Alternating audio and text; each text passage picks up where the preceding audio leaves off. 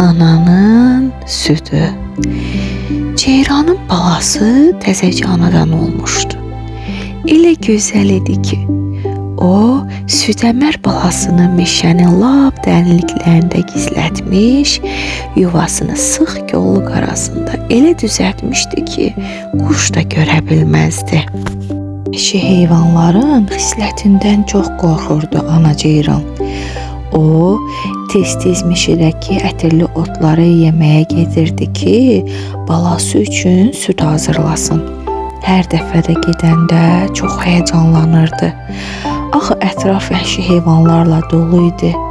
Tez-tez qaçıb yuvasına baxar, körpə balasının mışıl-mışıl yatmağına doyunca baxar. Yenidən ot yeməyə gedərdi. Ana ceyran vəhşi heyvanlardan çox qorxardı. Amma sən saydığını say, gör fələk nə sayır.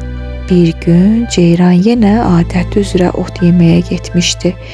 Meşədə gəzən ovçular təsadüfən sıx kolluq arasında bir şeyin tərpəndiyini görüb ayaq saxladılar.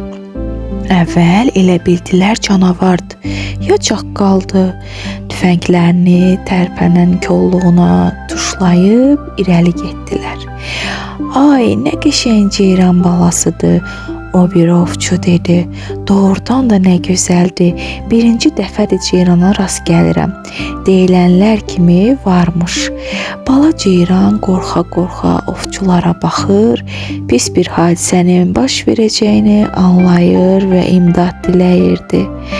Mən bunu götürürəm, aparım, kətdə saxlayıb böyüdəcəm. O bir ovçu hirsləndi. Nə danışırsan? Görmürsən südəmərdi, saxlaya bilməzsən, tərpətmə, yerindən günahdır, batırma özünü. Nə günah? Hansı günahdan danışırsan? Elə isə bəs o dəfə qırqovulu niyə vurdun? O günah deyil. Ay kişi, o ayrı, bu ayrı. Sən südəmər körpə balanı ayırırsan anasından. Öldürməyə aparmıram ki, saxlayacam da, inək südü verəcəm deyib bala ceyranı qucağına aldı. O bir ovçu çox yalvardı, çox yaxardı, sonda bəlkə əsəbləşdi. Amma dostu sözündən dönmədi dönmədi. Bala ceyranı qucağına alıb sığallaya-sığallaya yola düzəldi. Bala ceyran ovçunun qucağında çabalayırdı. Ovçu nəfəsi ilə onu isidib sığallayırdı. Qorxma, səni elə gözəl evə aparıram ki, sənə qızıl inəyin südünü verib içirib böyüdəcəyəm. Sizə deyim ana ceyrandan. O sevin yuvasına, balasını əmizdirməyə tələsirdi. Çoxlu ot yeyib, buz bulaqdan su içib süd hazırlamışdı. Qaça-qaça yuvasına gəldi.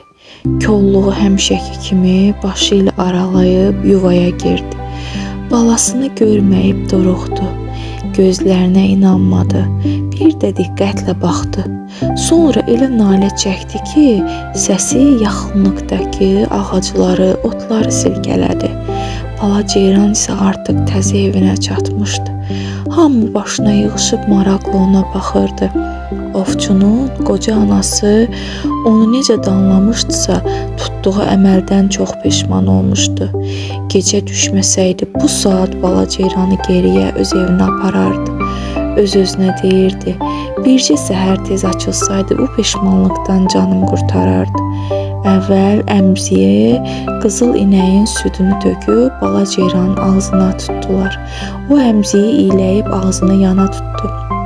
Bunu görən nənə dizlərinə döyüb ağladı.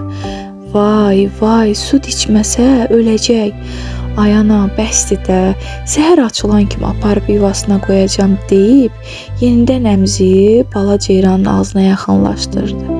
Ceyran ağzı ilə əmziyi itələdi. Bala ceyranın gözlərindən süzülən yaş bütün ailəni ağlatdı. Ovçu gördüyü bu mənzərəyə dözməyib, o da ağlamağa başladı. Sizə deyim ana ceyrandan. O sanki dəliyə dönmüşdü. O yan bu yana qaçır və yenidən yuvaya dönüb ağlayırdı. Balasının uzandığı yeri hər dəfə boş görüb ucadan səslənirdi. Elə bilirdi möcüzə baş verəcək. Bu saat balası gələcək. Ətrafdakı ağaclardan, otlardan, kollardan imdad diləyirdi. Amma nə fayda? İndi onun balası çox uzaqlarda idi. Döşlərində o qədər süd əmələ gəlmişdi ki, giziltisi onu haldan salır, küt ağrı sinəsində dolaşırdı. Bala ceyranın da halı yaxşı değildi. Bu dəfə əmziyə gecə südü tökdülər.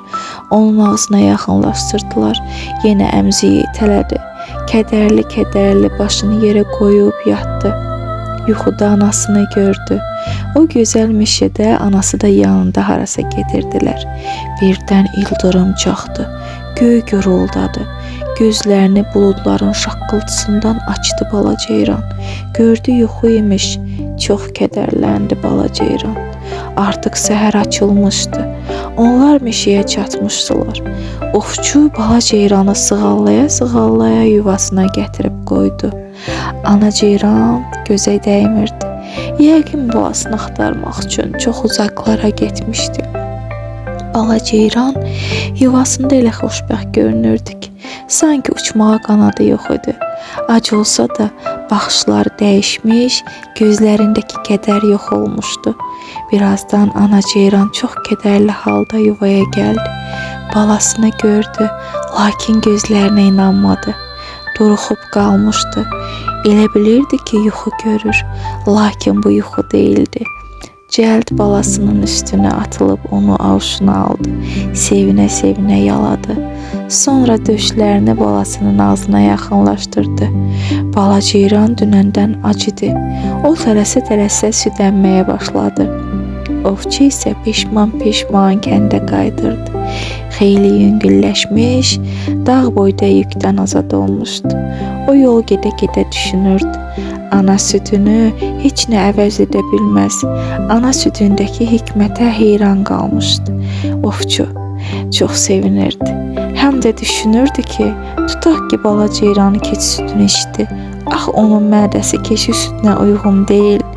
Nə yaxşı ki, əmmədi keçi südünü.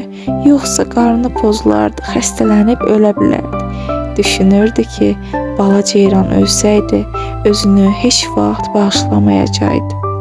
Əziz körpələr, hörmətli analar, kanalımıza abunə olun. Nağılımızı bəyəndinizsə, like işarəsinə tıklayın. Sizi çox sevirik gözəl körpələr.